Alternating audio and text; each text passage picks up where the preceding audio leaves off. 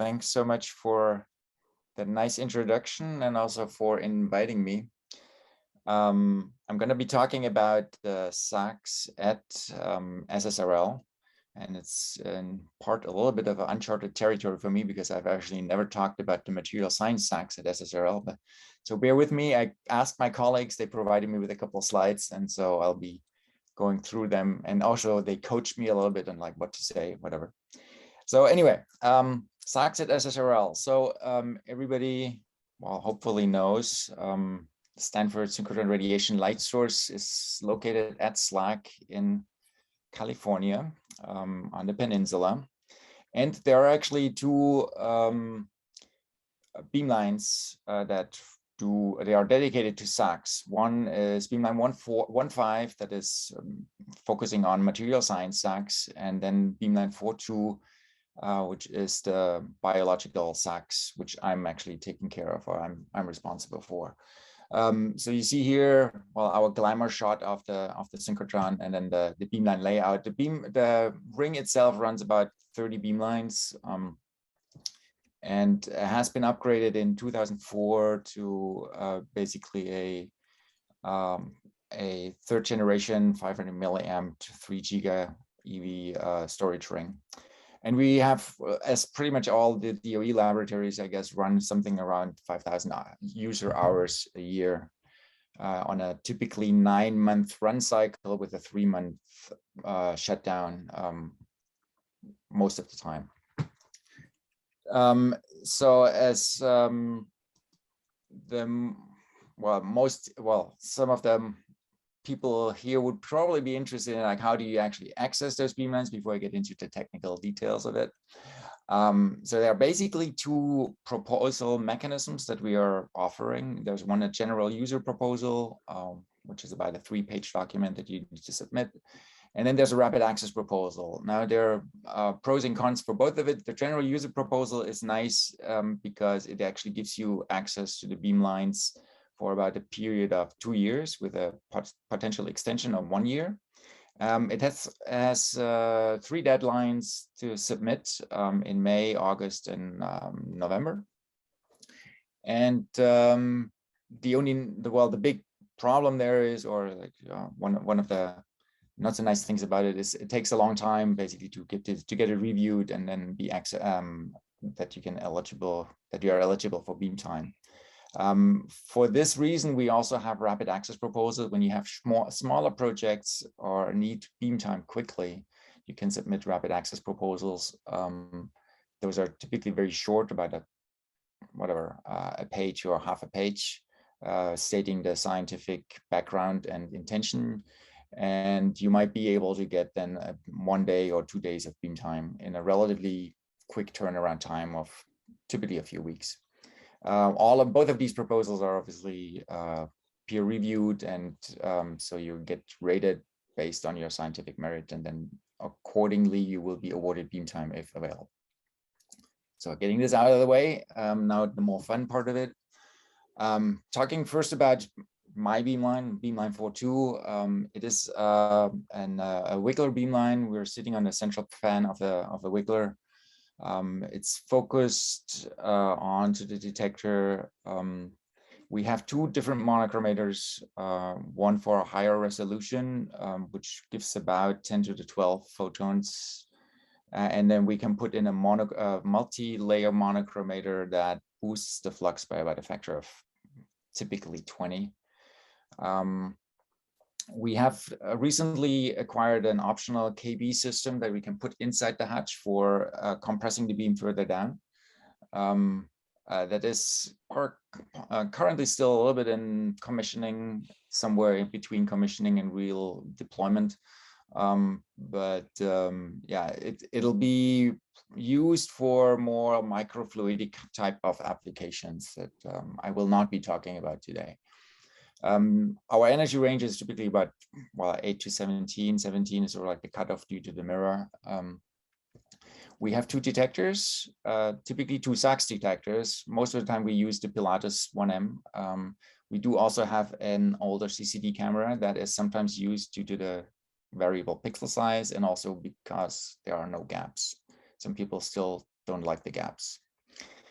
We also have a VAX detector since about a few years ago, which we are working on having a more permanent setup. Right now, it's sort of a little bit, we can put it on request for getting basically the higher angles covered. Our beamline is entirely controlled by Blue Eyes. That is a let's say, a multi-user interface, so to speak. It's very neat because you can actually, it easily can be used for remote access, which we are also doing for specific experiments. And a lot of crystallographers might be actually familiar with that type of interface. So they will see familiar features on there. Although, of course, for our small angle scattering part, it is actually highly modified, and since we had obviously other different requirements. You can also find all these technical details here on the website, on our website, if you look for that.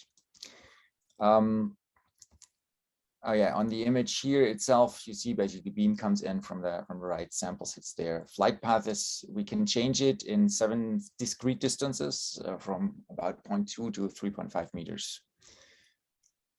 Now, the scientific program of the beamline is biology, but all different kinds of. So we have a lot of, let's say, solution scattering types with high throughput operation, but also SEC-SAXS, and we do time resolved.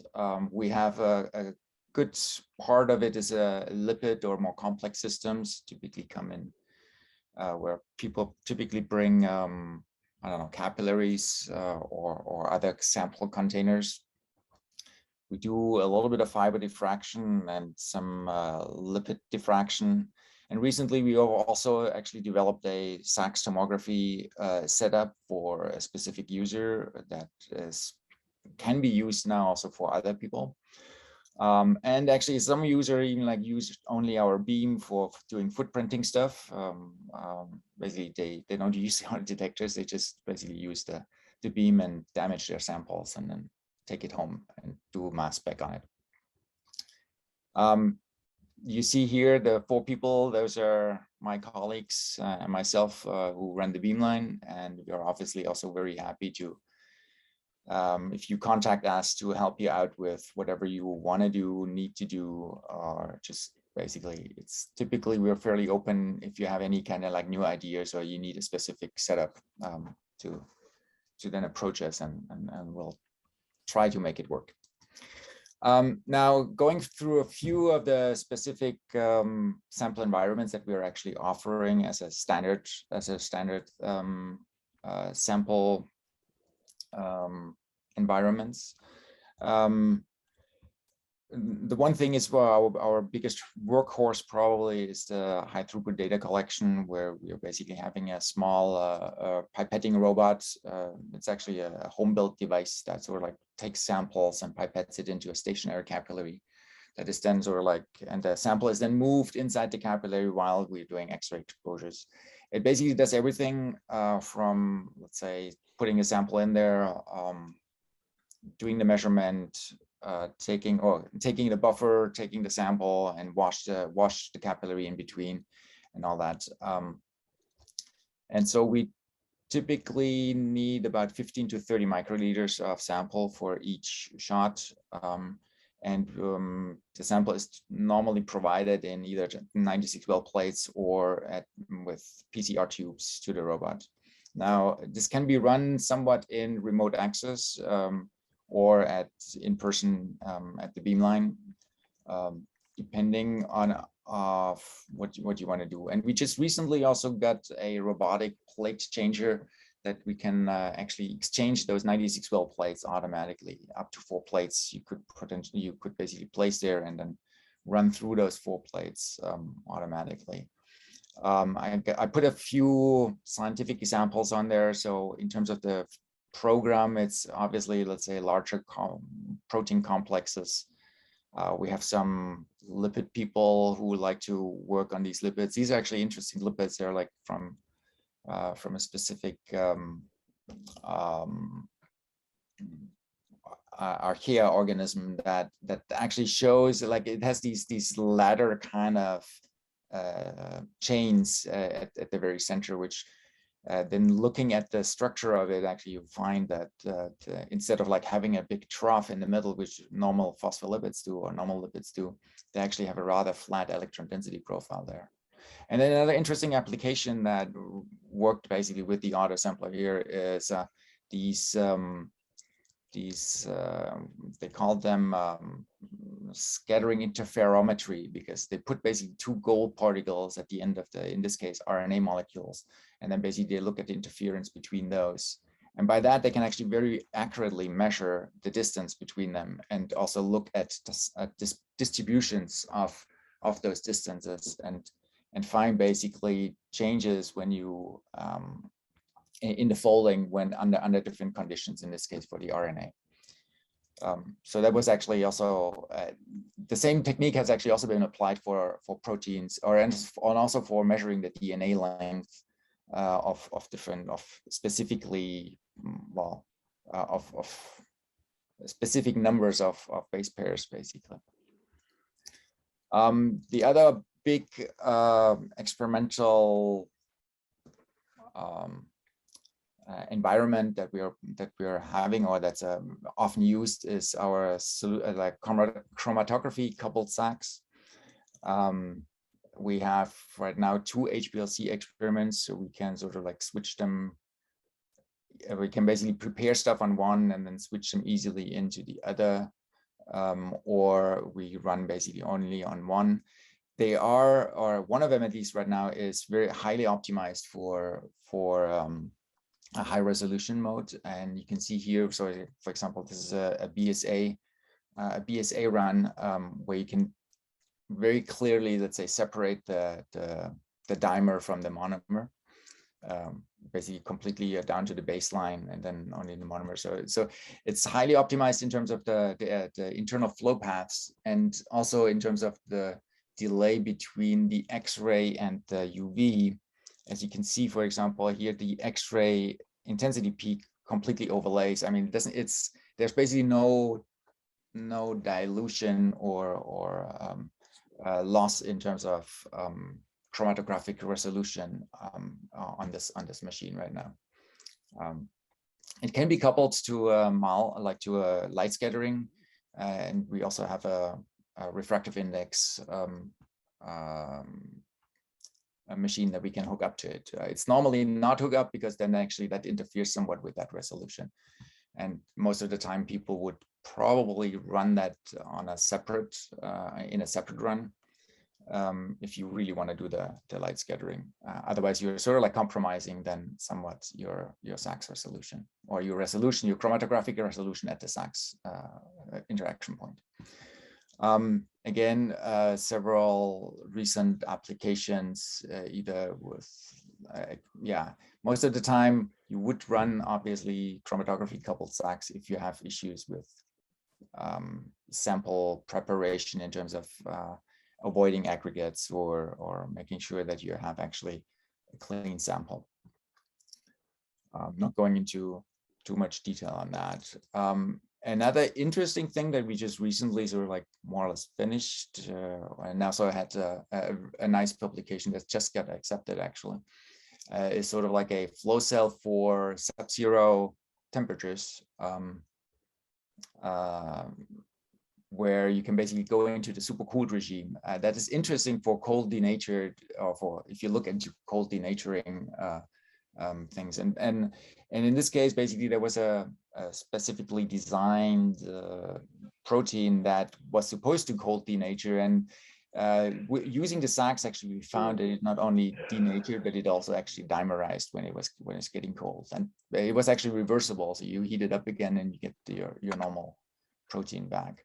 In this specific setup, you can actually run also like at high temperatures, which is sort of like more depicted here. When we run at low temperatures, we typically have to pack it up into a plastic bag that we stream with dry nitrogen so that it doesn't condense and freeze up all the way around it. It can also be operated remotely, or it can be connected to the autosampler in terms of sample loading. So you could basically run these experiments also pretty much remotely.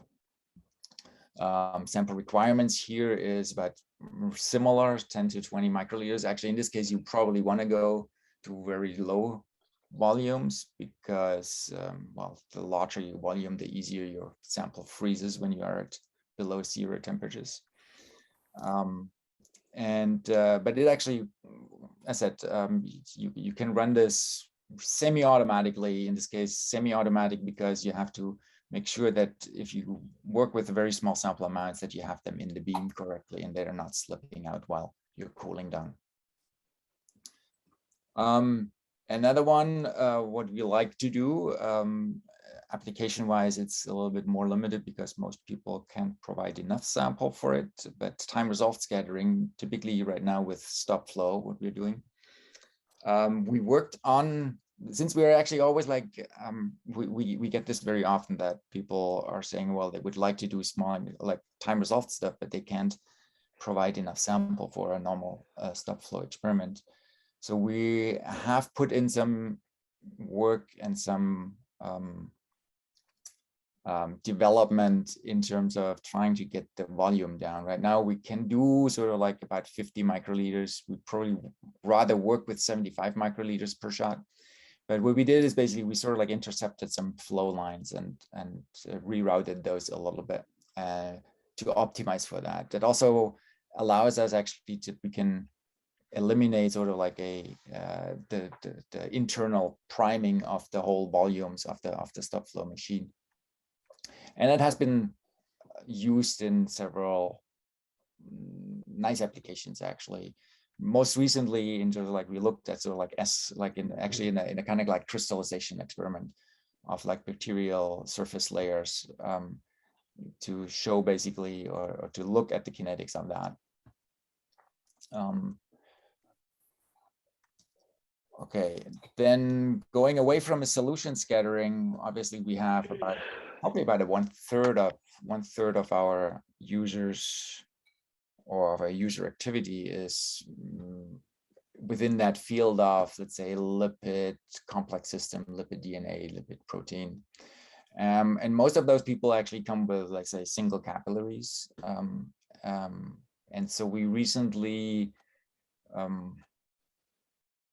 developed a more or less standard capillary holder, because actually it used to be that they're all coming, let's say, with different holders, and it was most of the time you had to do rearrangements for each one of them. Right now we sort of like have a standard capillary holder that is actually a 3D printed design that where you can actually load the capillaries already in there and ship them. And then they're just being loaded up at the beamline onto a stage, and then can be measured from there. We also have almost done a robotic exchange of those plates or of those cassettes. So we envision that basically within a few months, probably we're there, that we can basically get only like a shipment of these cassettes, and then we can sit them at the beamline, and then the robot will put them on. According to, and forgot to say, the robot itself is also connected to our blue eye system, so it can be controlled by the user. And so you can basically just take whichever cassette you want and start measuring it, and then take them off again, and then do the next one. Measuring of those things is usually done with a point and shoot kind of like interface. We have a microscope that we can insert right behind the sample. And then you can basically sort of like choose which part of the capillary you want to shoot, and then save those positions, and up to, I believe there are about 196 sample positions that can be saved, and then you can basically run them. And then you can also run them periodically if you're doing some time resolved, some slow time resolved things. Yeah, and with that, basically, so user has full control even remotely of this experiment once this cassette, once he sent the cassette and knows still what is in there. Obviously, he needs to, of course, keep track of that.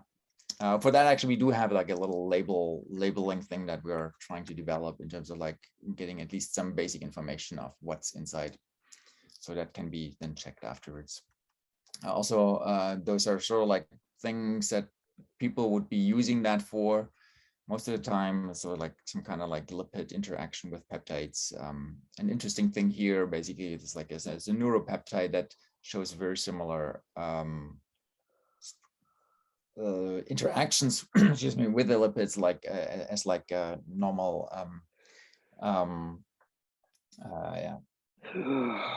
immune system peptides do. And so all right. On the next, okay, we also have a few other less used but still available sample environments that people can obviously use. Your asset, you can probably look at the website.